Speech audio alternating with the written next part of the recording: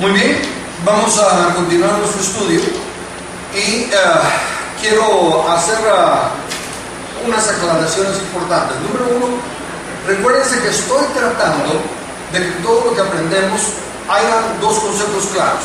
Número uno, la soberanía de Dios. La doctrina de Dios y la doctrina del hombre son fundamentales para todo. Entonces, la soberanía de Dios y nuestra total dependencia. Por lo tanto, al venir a la doctrina del bautismo, vamos a encontrar esos dos conceptos también. A tal grado que hay dos porciones de la Biblia que leí el martes pasado que podrían parecer que se contradicen. Por lo tanto, las quiero repetir. No se contradicen. Uno habla de la soberanía de Dios y la otra habla nuestro proceso de desarrollo. El primero es Hebreos 6, del 1 al 2. Dice: por tanto, dejando ya los rudimentos de la doctrina de Cristo, vamos adelante a la perfección, no echando otra vez el fundamento. Por eso que estamos hablando de que esta es doctrina fundamental. No echando otra vez el fundamento del arrepentimiento de obras muertas, de la fe en Dios y de la doctrina de bautismos en plural, de la imposición de manos, de la resurrección de los muertos y el juicio eterno. En contraste a ese tenemos el de Efesios 4, 5, donde dice que hay un Señor, una fe y un bautismo. Para los que les gusta encontrar contradicciones, dicen, bueno, entonces Efesios dice que es un bautismo y Hebreos dice que son varios bautismos. Insisto, un bautismo nos habla de la soberanía de Dios. Él es el único que da ese bautismo. La doctrina de bautismos nos habla del proceso que nosotros tenemos que desarrollar en nuestro crecimiento cristiano. Entonces, recordemos, sí. Para ser más claro, esa escritura se usa mucho para el bautismo de agua. Exacto. Y no tiene nada que ver con el agua. Con el bautismo de agua. Exacto. Ese un solo bautismo no es el de agua. Porque bautismos en agua, ¿cuántos hay? Unos bautizan con rociamiento, otros bautizan con guacalito, otros bautizan de inmersión. O sea que hay un montón de bautismos en agua. ¿Y por qué hay un montón? Porque tenemos que ver los hombres. En cambio, el un solo bautismo es el que Dios hace. Aquí lo vamos a repetir. El un solo bautismo que identifica a todos los cristianos, esa declaración implica que nos identifica a todos porque es el mismo Dios el que hace la obra. Aquí no hay participación humana. Y por el otro lado está una serie de bautismos que ilustran el desarrollo de la vida cristiana. Veamos ahora vimos diferentes bautismos. Les mencioné que hay 7, otros dicen 8, tomando en cuenta la simbología de Noé, bautismos en la Biblia.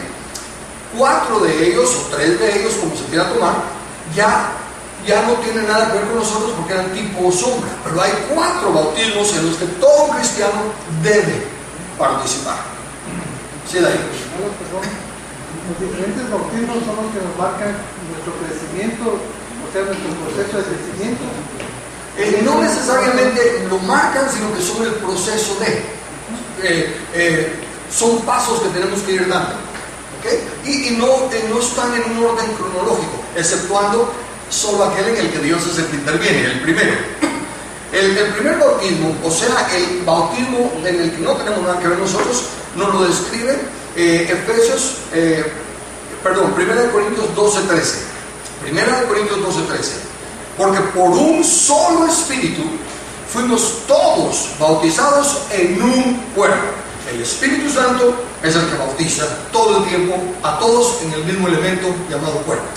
Ya, por eso es que ese es el bautismo al que se refiere Pablo. Se los pongo de esta manera. En el proceso de ese bautismo vemos primero la participación del Espíritu Santo, dando la gracia para producir el arrepentimiento de la persona. Luego vemos al Padre sellando para la redención y trayendo a la persona de Jesús. Luego vemos a Jesús tomando el lugar de todos en cuanto a la oportunidad, pero siendo efectivo solo para aquellos que reconocen el señorío de Jesús y hacen la voluntad del Padre. Luego los añade a la iglesia y el círculo se cierra con el Espíritu Santo, bautizándonos en el cuerpo de Cristo, que es la iglesia. Estoy yendo bien rápido porque esto fue lo que hablé el martes pasado, ¿okay? Todo eso está bien despacito y bien detallado en el del martes pasado. Ahí no hay nada que añadir, como digo, pues solo Dios conoce el corazón. Él es el que sabe quiénes sí creyeron y quiénes no, y a quienes bautizan el cuerpo y a quienes no. Luego está el bautismo de los creyentes en agua, que también lo vimos el martes pasado. Y aquí sí ya entra nuestra opinión. Aquí ya cuando nosotros bautizamos a los hombres, no vemos el corazón, así que tenemos que aceptar que si alguien dice que cree, cree.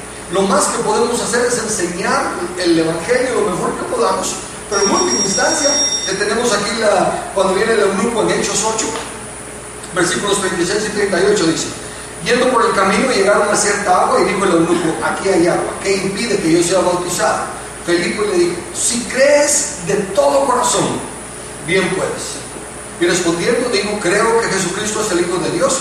Y mandó parar el carro y descendieron ambos al agua, Felipe y el eunuco, y le bautizó. Entonces ahí no podemos hacer nada nosotros.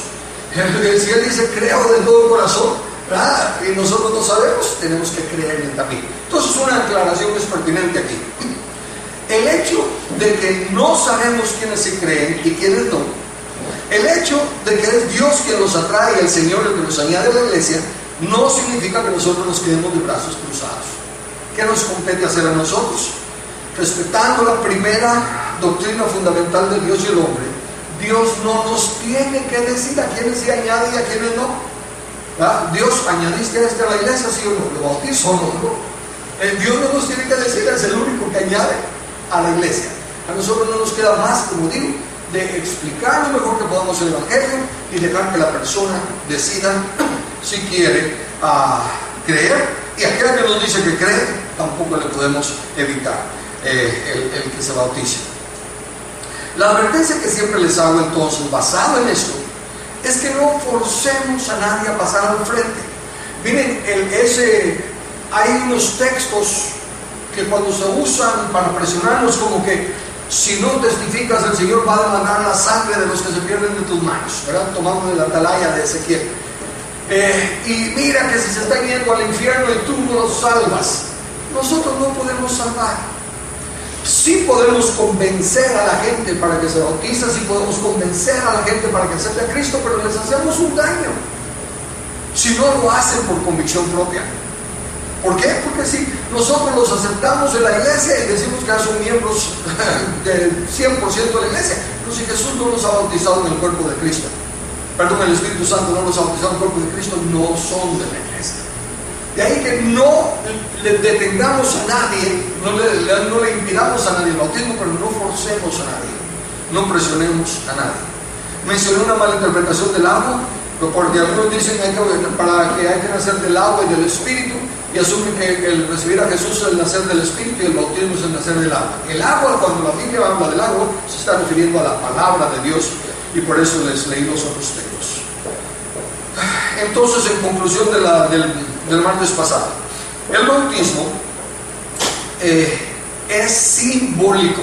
¿Por qué? El único que murió y resucitó es Jesús. Nadie más lo hace. Entonces, cuando nos identificamos con eso, es un simbolismo. El bautismo es una muestra de obediencia y una confesión pública. Cuando nos bautizamos, estamos declarando con eso que creemos en el Señor y que obedecemos el paso de morir al mundo y resucitar a vida nueva. Y el proceso es nada más eso, ¿verdad? Es un proceso en el que nosotros debemos de escudriñarnos. Los que ya nos bautizamos debemos de escudriñar nuestro corazón. ¿Teníamos ese entendimiento? Si no lo teníamos, ahora lo tenemos, pongámonos a cuentas con Dios. No necesariamente es que nos tengamos que bautizar otra vez, a menos que alguno supiera que Dios nos está redarguyendo de que sí, pero de lo contrario, una vez que le añadimos el entendimiento, como es un simbolismo, no afecta nada.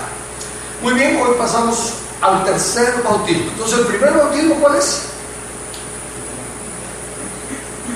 De los 4 que tenemos que participar, ¿cuál es el primero? El del Espíritu Santo. No. El de la iglesia. El de la iglesia. El de la iglesia. Bautizados en el cuerpo de Cristo. Eso es el nuevo nacimiento. Cuando el Señor nos añade a la iglesia y el Espíritu Santo nos bautiza. El segundo bautismo, ¿cuál es? El del creyente en agua para dar testimonio. Sí. Es cuando el Señor nos añadimos a la iglesia y nos bautiza el Espíritu Santo. El Espíritu Santo nos bautiza en el cuerpo de Cristo. Piensa en la piscina de agua, solo que en lugar de la piscina de agua es la iglesia. Es el cuerpo de Cristo. Entonces viene el Espíritu Santo y nos bautiza en el cuerpo de Cristo. Es cuando hay convicción. Nos añade, perdón. Es cuando hay convicción. Es cuando hay convicción. Ese es el bautismo. Por eso es un solo bautismo que menciona Efesios. Un solo Señor, una sola fe, un solo bautismo. Porque ese uno solo el Espíritu Santo lo hace. Él es el único que conoce el corazón y Él es el único que añade. ¿Ok? Va, entonces luego el agua, y ahora sí pasamos al bautismo en o con. Funciona de las dos maneras. Bautismo en el Espíritu Santo o bautismo con el Espíritu Santo. Ese es el tercero. ¿Perdón? El tercero. Ese es el tercero. Dices, sí, Darío. Antes de empezar el tercero, el primero es cuando la iglesia lo acepta prácticamente, ¿verdad? No, el primero es cuando el Señor ve tu corazón, que tú ya te convertiste, y Él, aunque no vengas a la iglesia, aunque no haya alguien que diga Darío recibió a Cristo, si tú en tu corazón, oyendo un programa de televisión, leyendo la Biblia, en un momento dado, tú de tu corazón reconoces lo que vimos el martes pasado, que estás muerto en delitos y pecados, sin esperanza, sin Dios en el mundo, y te arrepientes. En ese momento Él ve tu corazón, y en ese momento Él te bautiza en el cuerpo de Cristo. Ahora, ¿qué sucede cuando la persona viene y cae en pecado y se aleja del Señor y se aleja y después cuando quiere volver a regresar, tiene que volver a tomar ese paso? No, ya eso es reconciliación. El primer bautismo es liberándonos de la potestad de las tinieblas y trasladándonos al reino de su amado Hijo. Ya estamos en el reino. Ahora nos va a tratar como hijos. Y nos va a dar vara cuando nos apartemos. Podemos hacer decisión de no hacer las cosas. Exacto, así es. Entonces pasamos ahora al tercer bautismo, el bautismo del Espíritu Santo. Primero quiero quitar el argumento si es simultáneo al nuevo nacimiento o posterior. En la denominación en la que yo conocí el Evangelio, nos enseñaban que una vez que recibimos a Cristo es el momento en que les recibimos el Espíritu Santo. Y en parte tienen verdad, porque es el Espíritu Santo el que nos trae a Cristo, de lo contrario no vendríamos a Cristo. Pero no es el bautismo con o en el Espíritu Santo. Entonces vamos a aclarar que no es lo mismo. En primer lugar, este también es otro bautismo que es totalmente depende de Dios. Nosotros podemos orar por personas para que reciban el bautismo del Espíritu Santo, pero si Dios no los bautiza, hagamos lo que hagamos nosotros, no pasa nada. Tiene que ser Dios. Dice en Juan 1:33. En primer lugar, vamos a aclarar que Jesús es el que bautiza con el Espíritu Santo. Y dice así en Juan 1:33.